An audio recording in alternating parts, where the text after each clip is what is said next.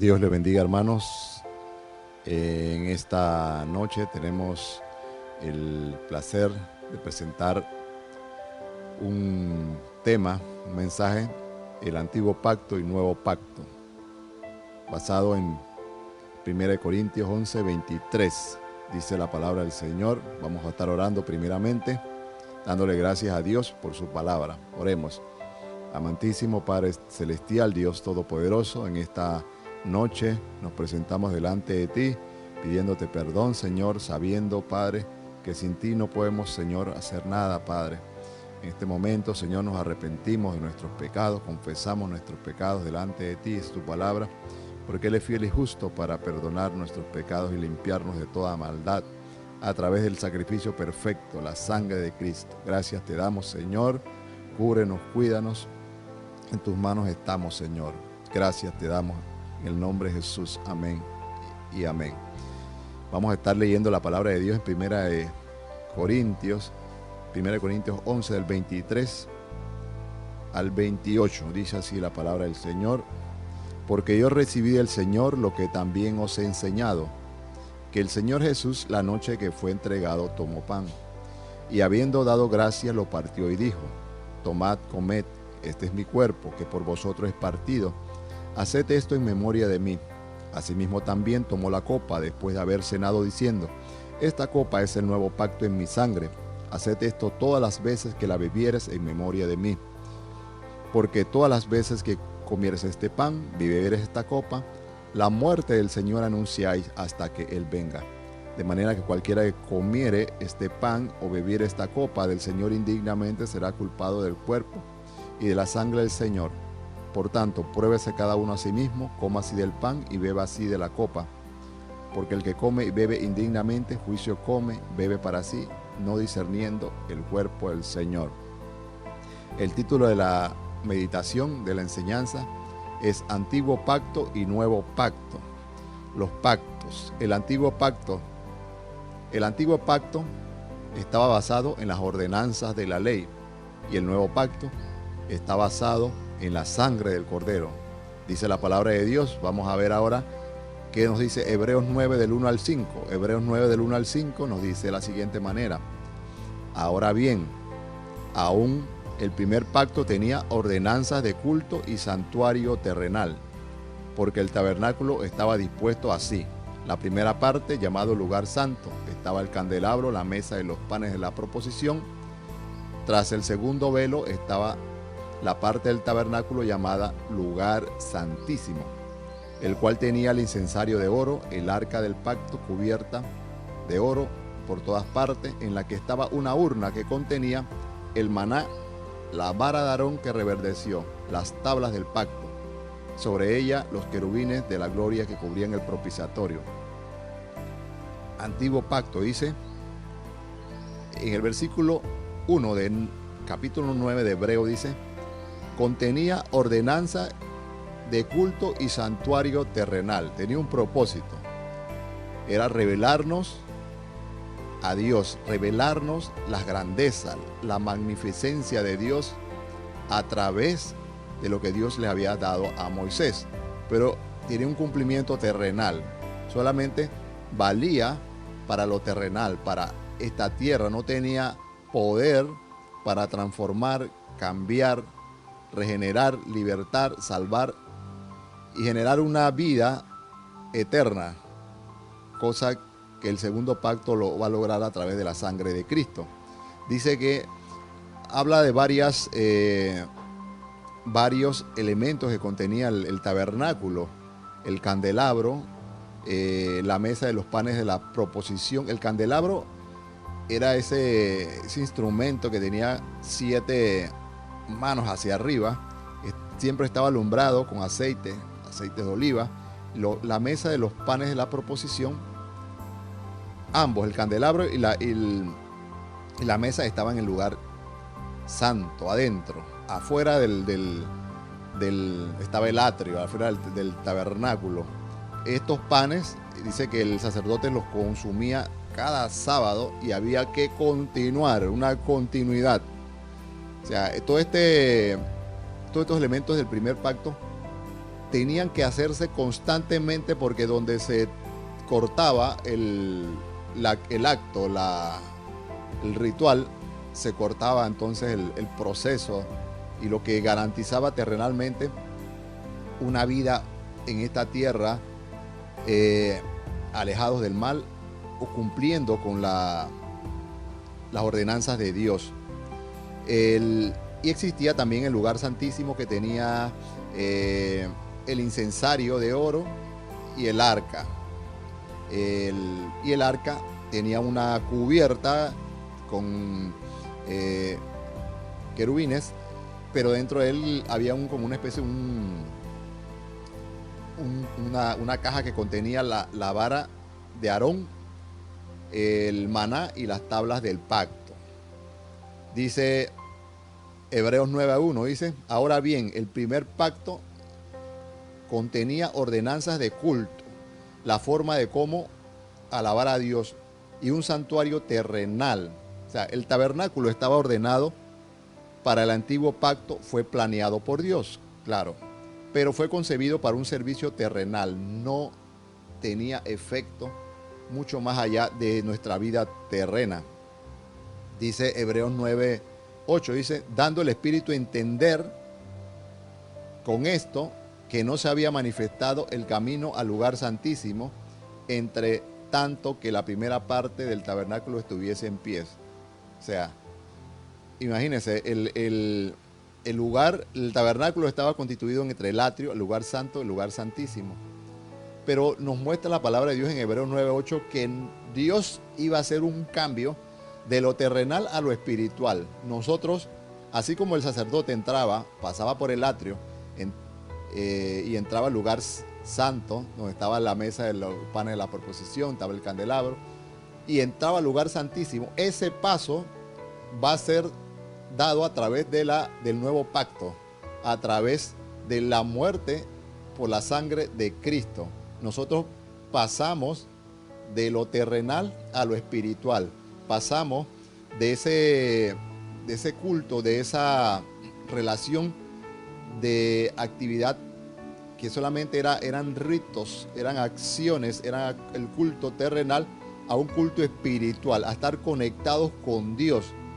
O sea, toda la tipología, toda la forma de cómo Dios le da a Moisés en el desierto, les da medida, les da forma, les da modelo de cómo debería ser la adoración a Dios, y a partir de eso Moisés construye el tabernáculo con el atrio, el lugar santo y el lugar santísimo.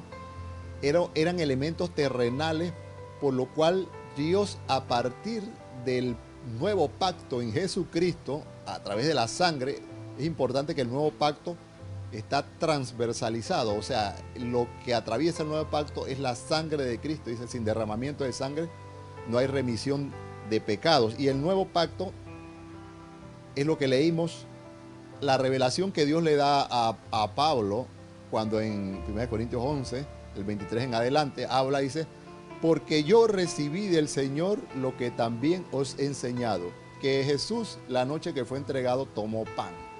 Y vemos que el pan simbolizaba en el Antiguo Testamento en la mesa de los panes de la proposición estaba constantemente el recordar.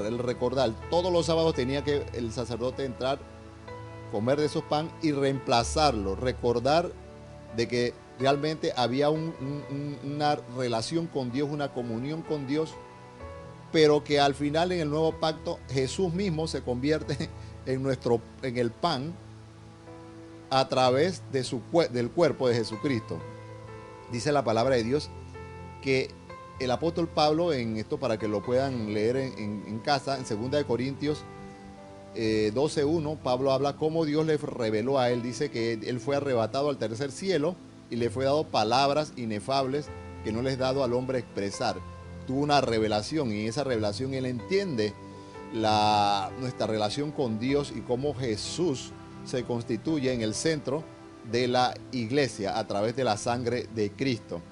Dice la palabra de Dios que el pan cuando el apóstol Pablo habla en 1 Corintios 11, 23, dice que el pan lo toma, le da gracias a Dios y dice: tomad, comed, este es mi cuerpo, que por vosotros es partido. El pan partido simboliza el sufrimiento de Jesucristo por nosotros. O sea, este nuevo pacto es un pacto donde el mismo Creador, el mismo Jesús, se da a nosotros y es partido. Isaías 53:5 nos da una demostración mucho más tipificadora o más explicativa de ese partimiento que hacemos nosotros también en la Santa Cena, y lo que muestra ese nuevo pacto. Dice 53:5 de Isaías: mas el herido fue por nuestras rebeliones, molido por nuestros pecados. El castigo de nuestra paz fue sobre él, y por sus llagas fuimos nosotros curados.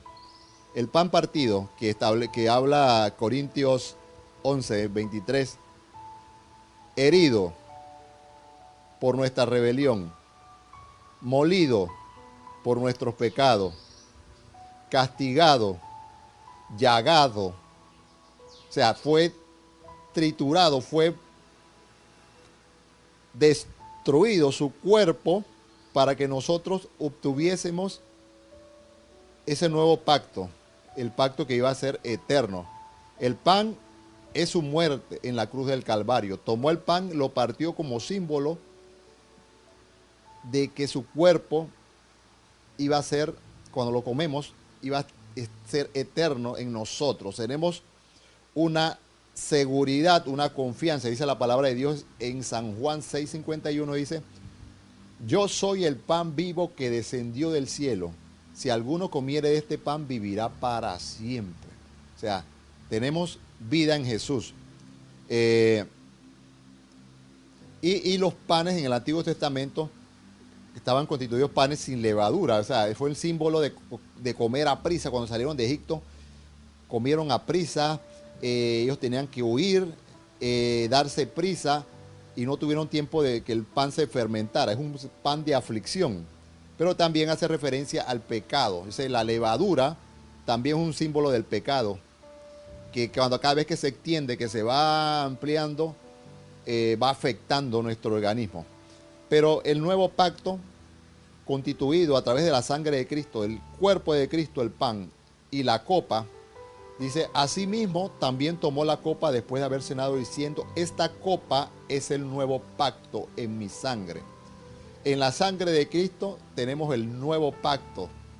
Ya no había que matar esos becerros, carneros, en el atrio, porque en el atrio era que se hacían todos los sacrificios, en el altar de bronce, ahí, el altar del sacrificio. Ahora Jesucristo mismo dice que se presentó delante de Dios vivo entre los muertos, para que de una vez por todas cumpliese a través del sacrificio y su sangre el nuevo pacto. Ahora bien, esta redención del nuevo pacto que habla la palabra de Dios, y nos habla 1 Corintios 11, 25, dice: el nuevo pacto en la sangre está vinculado a tres aspectos importantes para nosotros. Es la limpieza, la justificación y la regeneración. La limpieza, Él borra todos nuestros pecados. Había la ira de Dios. A veces pensamos la ira de Dios, sí, como que Dios es malo. No, pero la ira de Dios se traduce en la justicia de Dios. Lo que Dios hace justo, Dios actuando en justicia. Pero se constituye en ira porque la justicia de Dios frente al pecado actúa en forma en esa forma. Entonces, Dios nos limpia, borra nuestros pecados. Uno, limpieza. Nos justifica, que es el acto divino que se le atribuye a una persona justa. O sea, ¿quiénes éramos nosotros para que se nos atribuyese ser justos cuando realmente merecíamos la muerte, merecíamos la condenación? Y algo también importante es, el punto 3, la regeneración. O sea, dar nuevo una cosa que se degeneró. O sea, todo ese proceso está vinculado al partimiento del pan, cuando Él es herido, maltratado, llagado por nosotros, y su sangre es derramada en favor de nosotros. Dice la palabra de Dios que fue una situación difícil, porque nos muestra la palabra de Dios, Mateo 6:39 dice, y yendo un poco más adelante se postró orando a tierra diciendo, Señor, pasa de mí esta copa, pero no se haga mi voluntad, sino la tuya. Teniendo y entendiendo esto, que este nuevo pacto constituido en la sangre de Cristo es una declaración. Cuando usted dice la sangre de Cristo, está haciendo una declaración de fe. Dice la palabra de Dios, nos muestra, dice, hacedlo en memoria de mí. Haced esto todas las veces que la bebiere. Anuncia la muerte hasta que Él venga. O sea, ¿cómo debemos vivir mientras Él regresa? Haciendo memoria de ese sacrificio. Haciéndolo todas las veces que la bebieres, anunciando la muerte del Señor y la redención. O sea que en nuestra mente, en nuestro corazón siempre tiene que estar el nombre de Cristo y la sangre de Cristo. Esto nos lo ordenó el Señor, recordar el pan, que es la carne, y la sangre, que es el vino, hasta que Él venga. Hay que recordar. Las riquezas del nuevo pacto están basadas en la sangre. Cristo es el fundamento de todo esto. Por eso que dice, nadie viene al Padre sino por mí. Mateo 6:28 nos dice, porque esto es mi sangre, el nuevo pacto, que por muchos es derramada para remisión de pecado. O sea, el nuevo pacto está basado en la sangre. Nos da vida, dice San Juan 6:53. Jesús le dijo, de cierto, si no comieres de la carne del Hijo del Hombre y bebéis su sangre, no tendréis vida. Y también el efecto de la sangre de Cristo va hacia las almas, y nos corresponde a nosotros interceder por las almas. Hechos 20:28 dice, por tanto, mirad por vosotros mismos y por el rebaño que el Espíritu Santo os ha puesto por obispo para apacentar la iglesia del Señor, la cual ganó con su propia sangre. Las almas fueron ganadas por la sangre de Cristo. Ahora bien, este elemento de la sangre de Cristo, y muchas veces nosotros decimos, oh Señor, cúbrenos con tu sangre preciosa, o decimos la sangre de Cristo tiene poder, en el nombre de Jesús, son declaraciones de fe. Es una orden, dice la palabra de Dios, Marcos 16:15. Dice, y por todo el mundo predicad el evangelio a toda criatura. Dice, en el nombre de Jesús echarán fuera demonios, hablarán nuevas lenguas, beberán cosas mortíferas y no les hará daño, sobre los enfermos pondrán sus manos y sanarán. El origen de la salvación, la limpieza, la justificación, la regeneración está basado en la sangre de Cristo. Ya dijimos anteriormente que la limpieza que hace Jesús en nosotros borra nuestros pecados. Esto está en Isaías 43:25, cuando Él dice, yo soy el que borro tus rebeliones por amor a mí mismo y no me acordaré más de tus pecados. Dios nos hace justos. Romanos 5:1 dice, justificados pues por la fe tenemos paz para con Dios por medio de nuestro Señor Jesucristo. Somos justos delante de Dios y Él nos da nueva vida. Somos regenerados, dice la palabra de Dios, que no nos salvó por las obras de justicia nuestras, sino por la regeneración, la renovación del Espíritu Santo. Entonces la salvación no solamente comprende ese acto que nosotros vemos de borrar los pecados, de limpiarnos, sino que la salvación es un regalo eterno que tiene que ver con la expiación, con la salud, con la paz, con la seguridad, con la fe, con el restablecimiento de la comunión con Dios, con la transformación del alma.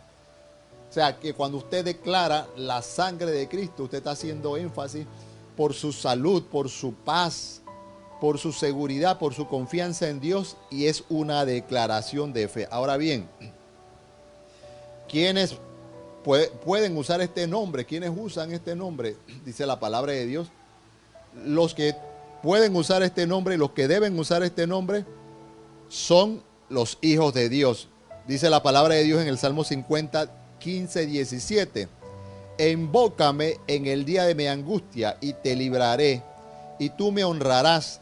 Pero al malo dijo Dios, ¿qué tienes tú que hablar de mis leyes y tomar mi pacto en tu boca, pues tú aborreces la corrección y echas tu espalda a mis palabras.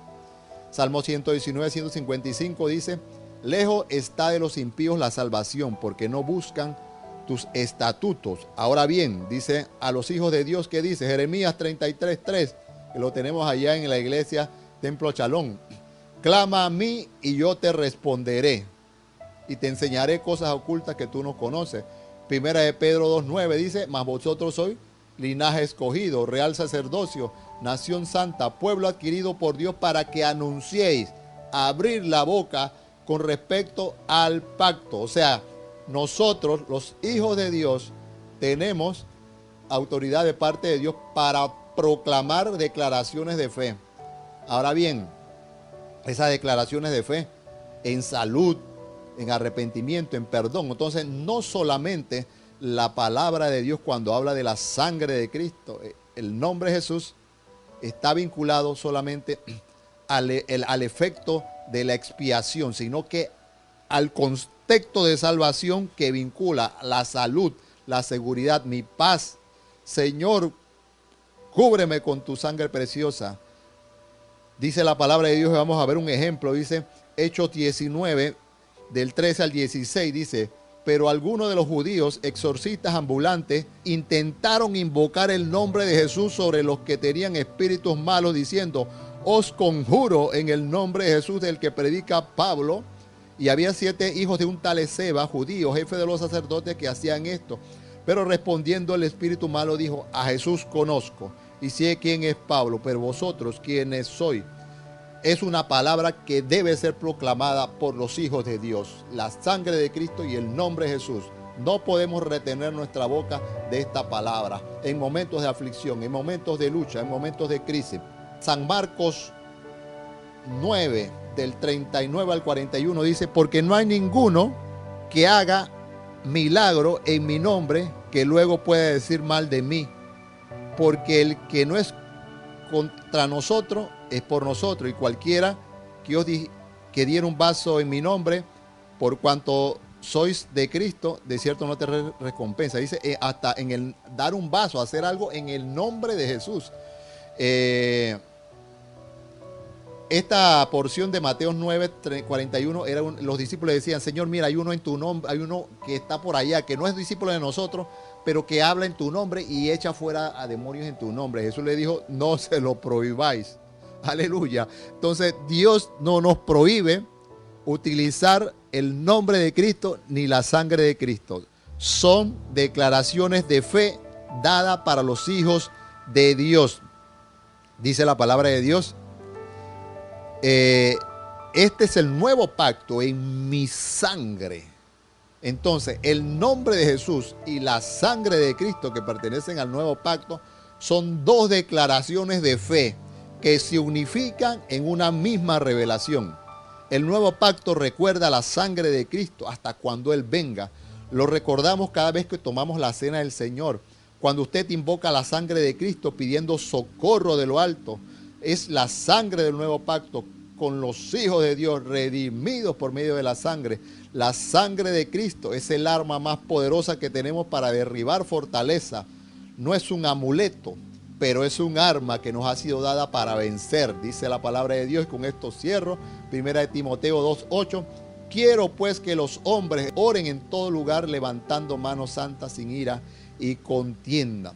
Oremos delante de la presencia del Señor, sabiendo que Dios nos trasladó del antiguo pacto, que solamente tenía un elemento terrenal, era para cubrir esta vida terrenal, a un nuevo pacto. Pasamos del lugar santo al lugar santísimo, a la presencia de Dios a través de la sangre de Jesucristo, en la cual hemos tomado de parte de Él armas poderosas, la sangre de Cristo, el nombre de Jesús, como armas que permiten vivir en este tiempo de aflicción y de lucha. Oremos.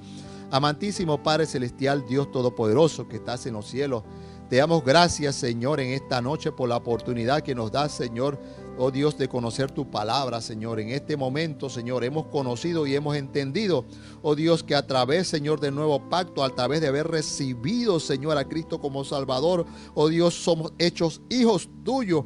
y podemos tomar, Señor, oh Dios, de tu palabra. Podemos tomar, Señor, esa riqueza que tú nos has dado en el nuevo pacto, Señor, frente a la adversidad, frente a la lucha, a la tribulación, frente a la inseguridad, frente a la enfermedad, frente al problema, frente a una necesidad, Señor, familiar. Podemos invocar la sangre de Cristo, el nombre de Jesús. Son declaraciones de fe hechas por la boca de hijos tuyos salvados por medio de la sangre de Cristo, Padre. Oh Señor, Padre, en este momento cúbrenos con tu sangre preciosa, porque el acto de cubrirnos con tu sangre preciosa no solamente, Señor, tipifica, oh Dios, oh la liberación y la santificación, el apartamiento del pecado, sino que involucra el elemento de salvación, la salud, la seguridad, la confianza, la fe. Es un paquete completo, es un tesoro completo que incluye integralmente toda nuestra vida, Padre Santo, porque así te agradó, Señor, Padre. Gracias te damos. Y en este momento, si hay un hermano, Señor, padeciendo alguna necesidad, en el nombre de Jesús, Padre, declaramos libertad, lo cubrimos con la sangre de Cristo, Padre. Cubrimos con la sangre de Cristo a nuestros hermanos, Padre, que están haciéndose, Señor, exámenes médicos, Padre. Los cubrimos con la sangre de Cristo, Padre. Oh, también nos cubrimos, Señor, cada uno de nuestros hogares, Padre, porque no cubrimos, Señor, las paredes, Señor, no cubrimos el bloque, el hierro, la carriola, cubrimos los que están, oh Dios, dentro de las casas. Por eso cuando declaramos, cubro a mi casa con la sangre de Cristo, estoy cubriendo a mi hijo, a mi esposa, a mi esposo, a mi abuelo, a mi abuela. Es el vínculo familiar que es cubierto, así como cubrió la sangre de Cristo, tipificada en el Éxodo, así en este momento nos cubre. Gracias te damos, Señor, aleluya. Gracias, Señor, recibas toda honra y gloria. Amén y amén.